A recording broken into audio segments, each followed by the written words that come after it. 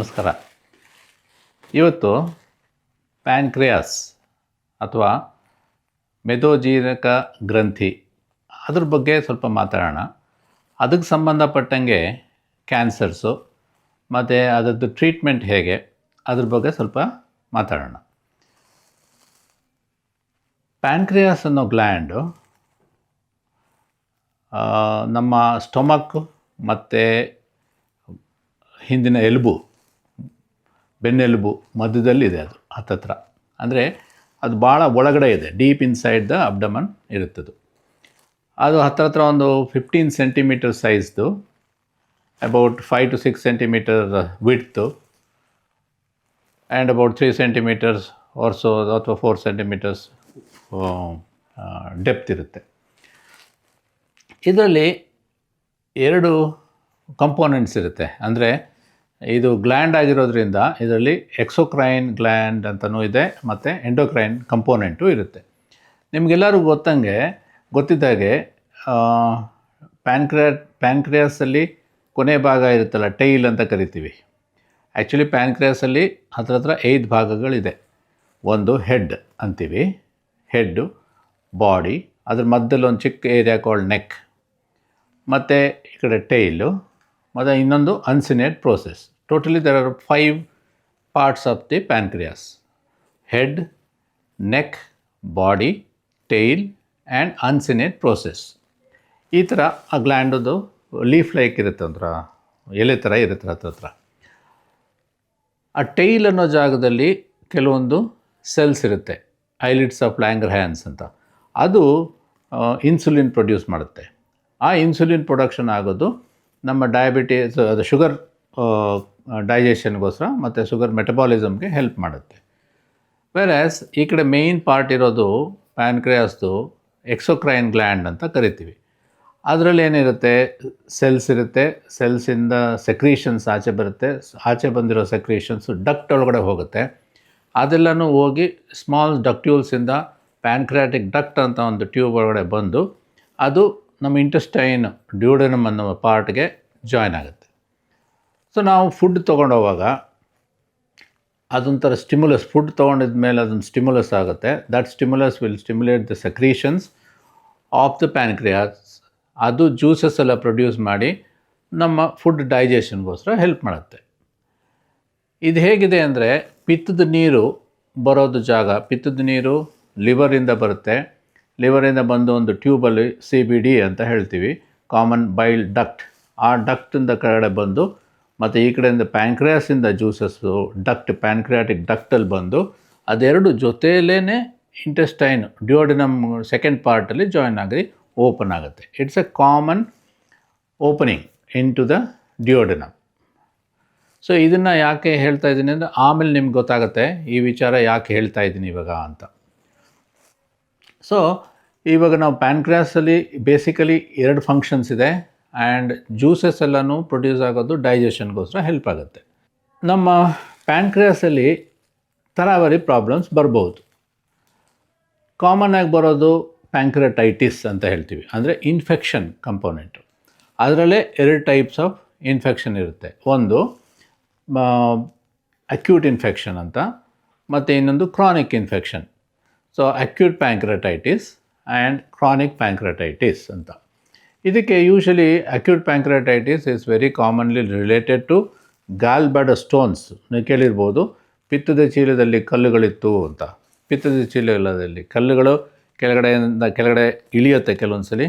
ಪಿತ್ತದ ನೀರಿನಿಂದ ಇಳಿದು ಅದು ಬಂದು pancreatic duct and CBD open ಆಗೋ ಜಾಗದಲ್ಲಿ, ಅವಾಗ ಹೇಳಿದ್ನಲ್ಲ ಅನಾಟಮಿಕಲಿ ಇಟ್ ಈಸ್ ಇಂಪಾರ್ಟೆಂಟ್ ಅಂತ, ಅಲ್ಲಿ ಬಂದು ಕಚ್ಕೊಳ್ಳುತ್ತೆ. ಆವಾಗ ಅದರಿಂದ ಪ್ರಾಬ್ಲಮ್ಸ್ ಆಗುತ್ತೆ. That is give rise to pancreatitis. ಎರಡನೇದು ಈ ಆಲ್ಕೋಹಾಲ್ ಕನ್ಸಂಪ್ಷನ್ನಿಂದ, ಆಲ್ಕೋಹಾಲ್ ಸೇವನೆಯಿಂದ ಅದು ಭಾಳ ಪ್ಯಾಂಕ್ರಿಯಾಟೈಟಿಸ್ ಮಾಡುತ್ತೆ. ಅಥವಾ ಕೊಲೆಸ್ಟ್ರಾಲ್ ಸಂಬಂಧಪಟ್ಟಂಗೂ ಪ್ಯಾಂಕ್ರಿಯಾಟೈಟಿಸ್ ಆಗುತ್ತೆ. This is very important condition. ಯಾಕೆ ಅಂದರೆ ಅದು ಭಾಳ most of the times it is settles on its own, self limiting ಅಂತ ಹೇಳ್ತೀವಿ. ಬಟ್ ಸಮ್ಟೈಮ್ಸ್ ಅದು acute pancreatitis can be very dangerous also to life. Particularly ನೋಡಿರೋದೇನು ಅಂದರೆ ಸುಮಾರು young people and in their 30s 40s drinks ಎಲ್ಲ ಜಾಸ್ತಿ ಸೇವನೆ ಮಾಡಿ ಅವರ ಲಿವರು ಮತ್ತು ಪ್ಯಾಂಕ್ರಿಯಾಸು ಹಾಳು ಮಾಡ್ಕೊತಾರೆ. ಎರಡನೇದು ಕ್ರಾನಿಕ್ ಪ್ಯಾಂಕ್ರೆಟೈಟಿಸ್ ಅಂತ. ಅದಕ್ಕೆ ಹಲವಾರು ಬೇರೆ ರೀಸನ್ಸ್ ಇರುತ್ತೆ. ಬಟ್ ಪ್ಯಾಂಕ್ರೆಟೈಟಿಸ್ ರಿಪೀಟೆಡ್ ಇನ್ಫೆಕ್ಷನ್ ಆಗಿ ಅದು ಶ್ರಿಂಕ್ ಆಗುತ್ತೆ ಮತ್ತು ಅದ್ರ ಡಕ್ಟ್ಸ್ ಎಲ್ಲ ದೊಡ್ಡದಾಗುತ್ತೆ ಮತ್ತು ಪ್ಯಾಂಕ್ರಿಯಾಟಿಕ್ ಟಿಶ್ಯೂ ಏನಿರುತ್ತೋ ಅದು ಶ್ರಿಂಕ್ ಆಗಿಬಿಡುತ್ತೆ. ಸೊ ಅದರಲ್ಲಿ ಜ್ಯೂಸಸ್ ಪ್ರೊಡಕ್ಷನ್ ಎಲ್ಲ ಕಮ್ಮಿ ಆಗುತ್ತೆ. ಆಮೇಲೆ ಹಾಗೆಯೇ ಇನ್ಸುಲಿನ್ ಪ್ರೊಡಕ್ಷನ್ನು ಸ್ವಲ್ಪ ಕಮ್ಮಿ ಆಗುತ್ತೆ. ಆ ಕಾರಣದಿಂದ ಈ ಥರ ಪೇಷಂಟ್ಸು ಕ್ರಾನಿಕ್ ಪ್ಯಾಂಕ್ರೆಟೈಟಿಸ್ ಪೇಷಂಟ್ಸ್ಗೆ ಜೀರ್ಣ ಸರಿಗಾಗಲ್ಲ ಮತ್ತು ವೆಯ್ಟ್ ಲಾಸ್ ಭಾಳ ಜಾಸ್ತಿ ಆಗ್ತಿರುತ್ತೆ. ಅದಕ್ಕೆ ಸಂಬಂಧಪಟ್ಟಂಗೆ ಬೇರೆ ಕಲ್ಲುಗಳನ್ನು ಕೆಲವೊಂದು ಸಲ ಅಲ್ಲಿ ಪ್ರೊಡ್ಯೂಸ್ ಆಗುತ್ತೆ. ಪ್ಯಾಂಕ್ರಿಯಾಸಲ್ಲಿ ಮತ್ತು ಪ್ಯಾಂಕ್ರಿಯಾಟಿಕ್ ಡಕ್ಟಲ್ಲಿ ಕೆಲವೊಂದು ಸಲ ಕಲ್ಲುಗಳು ಫಾರ್ಮ್ ಆಗುತ್ತೆ. ಪ್ಯಾಂಕ್ರೆಟಿಕ್ ಸ್ಟೋನಿಂದಾನೇ these people land up with chronic pancreatitis and it has its own problems. ನಾವು ಈ ಇನ್ಫೆಕ್ಷನ್ ಕಂಪೋನೆಂಟ್ ಬಿಟ್ಟರೆ ನೆಕ್ಸ್ಟ್ ಇರೋದು ಟ್ಯೂಮರ್ಸ್ ಆಫ್ ಪ್ಯಾಂಕ್ರಿಯಾಸ್. ಅಂದರೆ ಬೇಸಿಕಲಿ ಗಡ್ಡೆಗಳು, ಪ್ಯಾಂಕ್ರಿಯಾಸಲ್ಲಿ ಗಡ್ಡೆಗಳು ಬರೋದು. ಅದು basically pancreatic tumours can be pancreatic cancers. ಕೆಲವೊಂದು ಬಿನೈನ್ ಗಡ್ಡೆಗಳು, ಅಂದರೆ ಗಡ್ಡೆ ಅಂದಿದ ಮಟ್ಟಿಗೆ ಎಲ್ಲ ಕ್ಯಾನ್ಸರ್ ಗಡ್ಡೆಗಳು ಆಗಬೇಕು ಅಂತಿಲ್ಲ. ಕೆಲವೊಂದು ಬಿನೈನ್ ಗಡ್ಡೆಗಳು ಇರುತ್ತೆ. ಬಟ್ ಅದರದ್ದು percentage is very less. So majority of the tumors of the pancreas, solid tumors ಅಂತ ಏನು ಹೇಳ್ತೀವೋ ಅದೆಲ್ಲನೂ ಬೇಸಿಕಲಿ ಕ್ಯಾನ್ಸರ್ ರಿಲೇಟೆಡ್. ಕೆಲವೊಂದು may be 2 to 3% are benign tumours of the pancreas. But ಅದನ್ನು ಬಿಟ್ಟು ಕೆಲವೊಂದು ಹೇಳ್ತೀವಿ cystic lesions of the pancreas. ಅಂದರೆ ಅದು ನೀರು ತುಂಬಿರೋ ಚೀಲದ ಥರ ಕೆಲವೊಂದು ಇರುತ್ತೆ ಗಡ್ಡೆಗಳು, ಅದೂ ಪ್ಯಾನ್ಕ್ರಿಯಾಸಲ್ಲೇ ಬರುತ್ತೆ. ಸೊ ಆಚೆಯಿಂದ ಗಡ್ಡೆ ಥರ ಕಾಣಿಸುತ್ತೆ, ಬಟ್ ಅದು CT ಸ್ಕ್ಯಾನು ಅಥವಾ MRI ಮಾಡುವಾಗ ಗೊತ್ತಾಗುತ್ತೆ ಅದು ನೀರು ತುಂಬಿರೋ ಚೀಲ. ಬಟ್ ಅದು ಕ್ಯಾನ್ಸರ್, ಯೂಶ್ವಲಿ ಕ್ಯಾನ್ಸರ್ಸ್ ಅಲ್ಲ, ಅದು ಪ್ರೀ ಕ್ಯಾನ್ಸರಸ್ ಕಂಡೀಷನ್ಸ್. ಅಂದರೆ ಏನು, ಕ್ಯಾನ್ಸರ್ಗಿಂತ ಒಂದು ಸ್ಟೆಪ್ ಮುಂಚೆ ಇರೋದು. ಅಂದರೆ ನಾವು ಸಿಸ್ಟ್ ಆಫ್ ದಿ ಪ್ಯಾನ್ಕ್ರಿಯಾಸ್ನ ಹಾಗೆ ಬಿಟ್ಟರೆ ಕೆಲವೊಂದು ಸಲ ಅದು ಕ್ಯಾನ್ಸರ್ಗೆ ಟರ್ನ್ ಆಗೋ ಚಾನ್ಸಸ್ ಇರುತ್ತೆ. ಸೊ ನಾವು let us see, pancreatic problem ಇರೋ ಪೇಷಂಟ್ಸು ನಮ್ಮ ಡಾಕ್ಟ್ರ್ ಹತ್ರ ಯಾಕೆ ಬರ್ತಾರೆ, ಅದು ಯಾವ ಸ್ಟೇಜಲ್ಲಿ ಬರ್ತಾರೆ, ಯಾವ ಕಾರಣದಿಂದ ಬರ್ತಾರೆ. ಅನ್ಫಾರ್ಚುನೇಟ್ಲಿ ಏನು ಅಂದರೆ ಪ್ಯಾನ್ಕ್ರಿಯಾಟಿಕ್ ಟ್ಯೂಮರ್ಸ್ ಇರೋ ಪೇಷಂಟ್ಸಲ್ಲಿ ಟ್ಯೂಮರ್ ಅಷ್ಟೊಂದು ಈಸಿ ಕೈಗೆ ಸಿಗೋಲ್ಲ. ಪೇಷಂಟ್ ಬರೋದು ಕಾರಣ ಕಾಮನ್ಲಿ ಏನು ಅಂದರೆ ವೆಯ್ಟ್ ಲಾಸ್, ತೂಕ ಭಾಳ ಇಳಿದುಬಿಟ್ಟಿದೆ ಸರ್, ಹತ್ರ ಲಾಸ್ಟ್ ಒಂದು 3 ತಿಂಗಳು 4 ತಿಂಗಳಲ್ಲಿ ನನಗೆ 7-8 kgs ಇಳಿದುಬಿಟ್ಟಿದೆ, ಭಾಳ ಸುಸ್ತಾಗ್ತಾ ಇರುತ್ತೆ ನನಗೆ ಅಂತ ಹೇಳ್ತಿರ್ತಾರೆ. So weight loss is a very important part.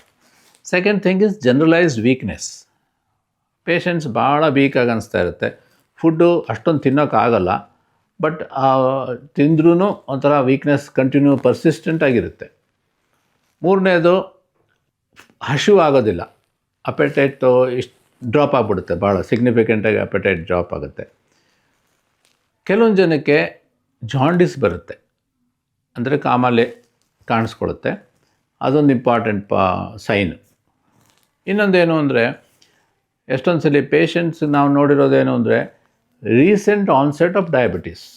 ಅಂದರೆ ಹತ್ರ ಒಂದು 6 ತಿಂಗಳು ಅಥವಾ 7 ತಿಂಗಳು ಮುಂಚೆ ಡಯಾಬಿಟೀಸ್ ಸ್ಟಾರ್ಟ್ ಆಗಿರುತ್ತೆ ಸಡನ್, ಬಟ್ ಅದು ಅಷ್ಟೊಂದು ಚೆನ್ನಾಗಿ ಕಂಟ್ರೋಲಿಗೆ ಬರೋಲ್ಲ. ಆಮೇಲೆ ಇನ್ನೊಂದು 3 ತಿಂಗಳು 6 ತಿಂಗಳು ಆಗೋಷ್ಟೊತ್ತಿಗೆ ಪ್ಯಾನ್ಕ್ರಿಯಾಟಿಕ್ ಕ್ಯಾನ್ಸರ್ ಕಾಣಿಸ್ಕೊಳ್ಳುತ್ತೆ. So that is one of the important things that has been noticed. ಡಯಾಬಿಟೀಸ್ಗೂ ಮತ್ತು ಕ್ಯಾನ್ಸರ್ ಬರೋದಕ್ಕೂ ರಿಲೇಷನ್ ಆ ಥರ ಬಂದಿದೆ ಇತ್ತೀಚೆಗೆ.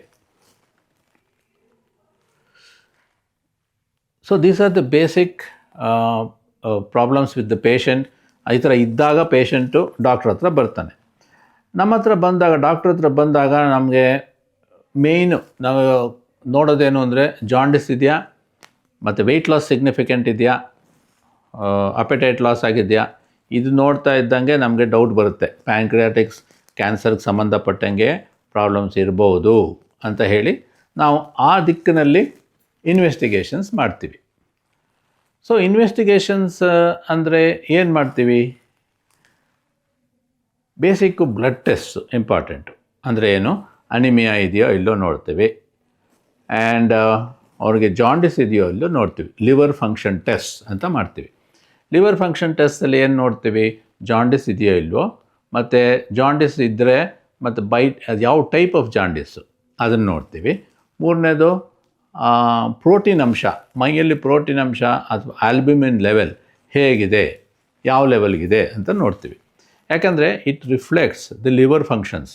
ಪ್ರೋಟೀನ್ ಅಂಶ ಸರಿಗಿಲ್ಲ ಅಂದರೆ ಬಹುಶಃ ಲಿವರ್ ಸರಿ ಕೆಲಸ ಮಾಡ್ತಿಲ್ಲ ಅಂತ ಲೆಕ್ಕ. ಎರಡನೇದೇನು ಅಂದರೆ ಅದೇ ಪ್ರೋಟೀನ್ ಅಂಶ ಸರಿಗಿದೆಯೋ ಅಥವಾ ಅದನ್ನು ಇಂಪ್ರೂವ್ ಮಾಡೋ ಕಾರಣ ನಾವು ನೆಕ್ಸ್ಟು ಆಪ್ರೇಷನ್ಗೆ, ಪೇಷಂಟ್ ರಿಕವರಿಗೆ ಅದೆಲ್ಲ ಹೆಲ್ಪ್ ಆಗುತ್ತೆ.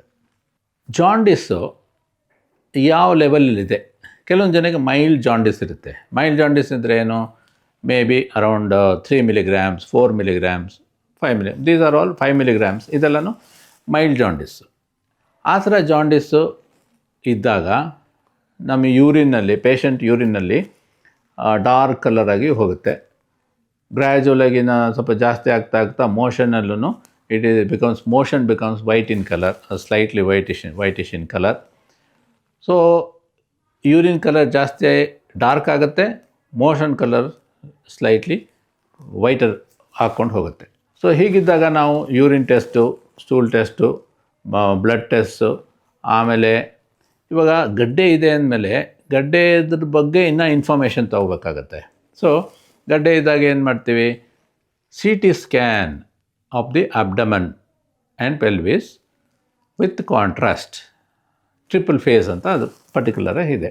ಅಂದರೆ ಏನು, ಆ ಗಡ್ಡೆ ಎಲ್ಲಿದೆ, ಪ್ಯಾಂಕ್ರಿಯಾಸಲ್ಲಿ ಯಾವ ಭಾಗದಲ್ಲಿದೆ, ಅಂದರೆ ಏನು, ಹೆಡ್ ಅನ್ನೋ ಜಾಗದಲ್ಲಿದೆಯೋ ಅಥವಾ ಅನ್ಸಿನೇಟ್ ಪ್ರೋಸೆಸ್ ಅಂತ ಜಾಗದಲ್ಲಿದೆಯೋ ಅಥವಾ ಬಾಡಿನಲ್ಲಿದೆಯೋ ಅನ್ನೋದು ನೋಡ್ತೀವಿ.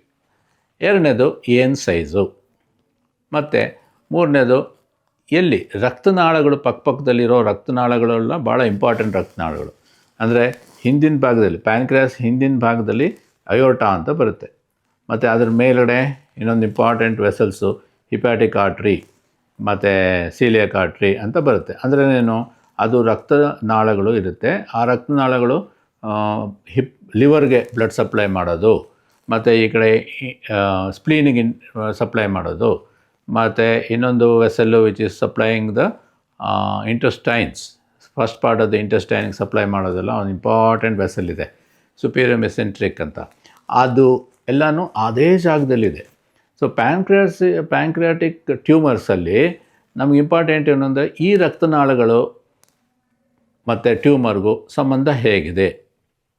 ಅದೇನು ಪ್ಯಾನ್ಕ್ರಿಯಾಸ್ ಗಡ್ಡೆ ಇದೆಯಲ್ಲ ಅದಕ್ಕೂ ಇದು ವೆಸಲ್ಸ್ ಅಂತ ತೊಗೊಳ್ಳಿ, ಇದು important vessel of the small bowel, ಅಲ್ಲಿಗೆ ಹೋಗ್ತಾ ಇದೆ, ಕರಳಿಗೆ ಹೋಗೋ ರಕ್ತನಾಳ, ಅದಕ್ಕೂ ಹೇಗೆ ಸಂಬಂಧ ಇದೆ.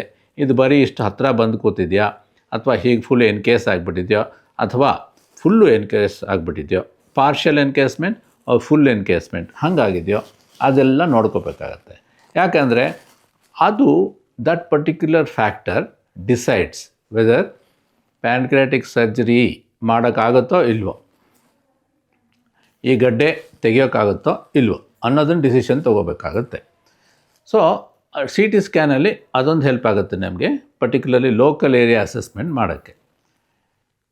ಕೆಲವೊಂದು ಸರಿ if it is basically cystic lesion ಅಂತ ತೊಗೊಳ್ಳಿ. ಸಿಸ್ಟಿಕ್ ಲೀಷನ್ ಅಂತ ಅವಾಗ ಹೇಳಿದ್ನಲ್ಲ, ನೀರು ತುಂಬಿರೋ ಚೀಲದ ಥರ ಗಡ್ಡೆಗಳಿರುತ್ತೆ ಅಂತ. ಆ ಥರ ಗಡ್ಡೆಗಳಿದ್ದಾಗ ನಾವು ಕೆಲವೊಂದು ಸಲ MRI ಆಫ್ ದಿ ಅಬ್ಡಮನ್ ಮಾಡಿಸ್ತೀವಿ. MRI ಮಾಡಿದಾಗ it gives a more better information about the cystic lesions of the pancreas. ಅದ್ರ ಜೊತೇಲಿ ನಮಗೆ ಇಂಪಾರ್ಟೆಂಟ್ ಏನು ಅಂದರೆ ಇದು ಬೇರೆ ಕಡೆಗೆ ಹರಡಿದೆಯೋ ಇಲ್ವೋ ಅಂತ ನೋಡಬೇಕು ಅಲ್ವಾ.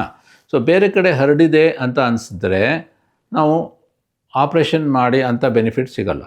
ಸೊ ಆ ಕಾರಣದಿಂದ ಏನಿದ್ರು ಕೀಮೊಥೆರಪಿ ಅಥವಾ ರೇಡಿಯೇಷನ್ ಕೊಟ್ಟಲ್ಲಿ ಸಾಕಾಗುತ್ತೆ. ಮೆಡಿಸಿನ್ ಇದು ಸರ್ಜರಿ ಮಾಡೋಕ್ಕೆ if the patient has spread of the disease stage 4 ಆಗಿದೆ ಅಂತ ಅಂದಾಗ ನಾವು ಆಪ್ರೇಷನ್ ಮಾಡೋಕ್ಕೆ ಹೋಗೋದಿಲ್ಲ. ಸೊ ಅದು ಬೇರೆ ಕಡೆ ಸ್ಪ್ರೆಡ್ ಆಗಿದೆಯೋ ಇಲ್ಲ ಅಂತ ನೋಡಲಿಕ್ಕೆ ನಾವು CT scan of the chest ಅಥವಾ PET CT ಮಾಡಿಸ್ತೀವಿ.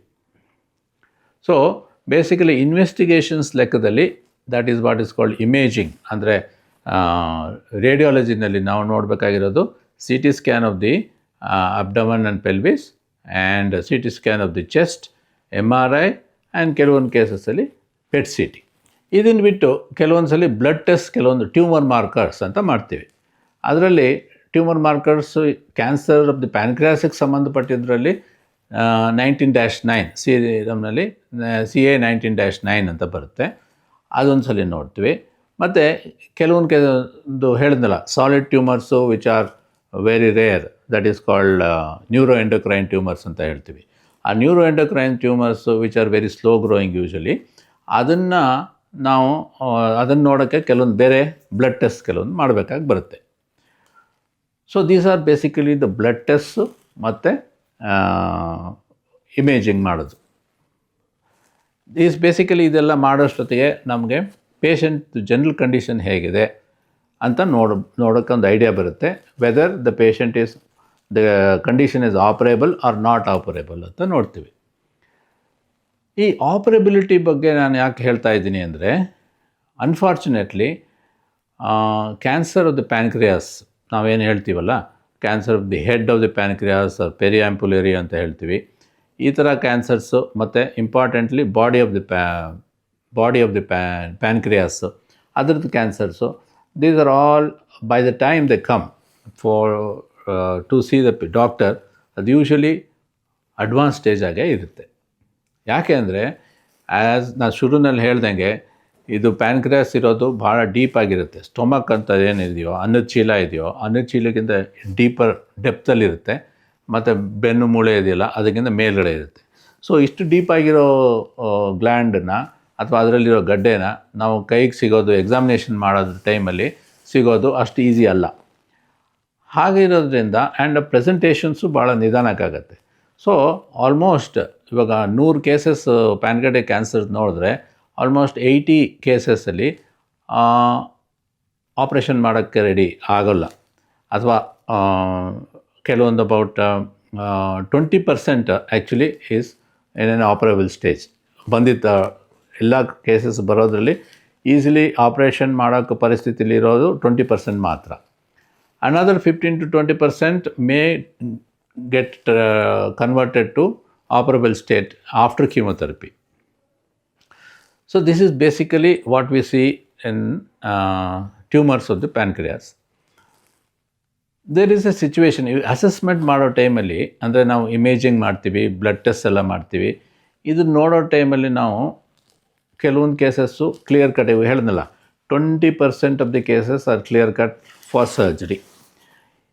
ಅನದರ್ 40% ಪೇಷಂಟ್ಸಲ್ಲಿ ನಾವು ಕೆಲವೊಂದು what we call borderline operability ಅಂತ ಇರುತ್ತೆ. ಬಾರ್ಡರ್ ಲೈನ್ ಆಪರೇಬಿಲಿಟಿ ಅಂದರೆ ಏನು? ನಾನು ನಿಮ್ಗೆ ಹೇಳಿದ್ನಲ್ಲ, important vessels and their relation to the pancreatic tumor, that will make the difference. So if the important vessels are just abutting, ಅಂದರೆ artery and vein, so they are just abutting ಅಂದರೆ just touch ಮಾಡ್ತಾ ಇದೆ, ಜಾಸ್ತಿ ಒಳಗಡೆ ಹೋಗಿಲ್ಲ. ಅಥವಾ ಕೆಲವೊಂದು ಏರಿಯಾಸಲ್ಲಿ ಸ್ವಲ್ಪ ಟಚ್ ಆಗಿದೆ, ಒಳಗಡೆ ಹೋಗಿದೆ, ಬಟ್ ಅದು ಫುಲ್ಲಿ ಇನ್ಫಿಲ್ಟ್ರೇಟ್ ಮಾಡಿಲ್ಲ. ಆ ಥರ ಪರಿಸ್ಥಿತಿನಲ್ಲಿ ನಾವು ಕೀಮೊಥೆರಪಿ ಅಥವಾ ಆ್ಯಂಡ್ ಆರ್ ರೇಡಿಯೇಷನ್ನು ಕೊಟ್ಟು ಆ ಗಡ್ಡೆಯನ್ನು ಸ್ವಲ್ಪ ಕರಗಿಸಿದ್ರೆ ಇದು ರಕ್ತನಾಳದಿಂದ ಸ್ವಲ್ಪ ಬಿಟ್ಕೊಳ್ಳುತ್ತೆ. ಸೊ ರಕ್ತನಾಳದಿಂದ ಸ್ವಲ್ಪ ಬಿಟ್ಕೊಂಡಾದಮೇಲೆ ಆಪ್ರೇಷನ್ಗೆ ರೆಡಿ ಆಗುತ್ತೆ. ಅಂದರೆ those cases can be operated after chemotherapy. So ಕೆಲವೊಂದು ಕೇಸಸ್ಸಲ್ಲಿ ನಾವು ಫಸ್ಟು ಅಸೆಸ್ಮೆಂಟ್ ಆದಮೇಲೆ ಕೆಲವೊಂದು ಕೇಸಸ್ನ ನಾವು ಡೈರೆಕ್ಟಾಗಿ ಆಪ್ರೇಟ್ ಮಾಡ್ತೀವಿ. ಕೆಲವೊಂದು ಕೇಸಸ್ನ ನಾವು ಕೀಮೊಥೆರಪಿ ಮತ್ತು ರೇಡಿಯೇಷನ್ ಕೊಟ್ಟು ಅಟ್ಲೀಸ್ಟ್ ಒಂದು 6 to 8 ವೀಕ್ಸ್ ವೆಯ್ಟ್ ಮಾಡಿ ಆಮೇಲೆ ಆಪ್ರೇಷನ್ ಮಾಡ್ತೀವಿ. Usually this are the different types of operations, I mean the types of presentations that come. So that is how we go about.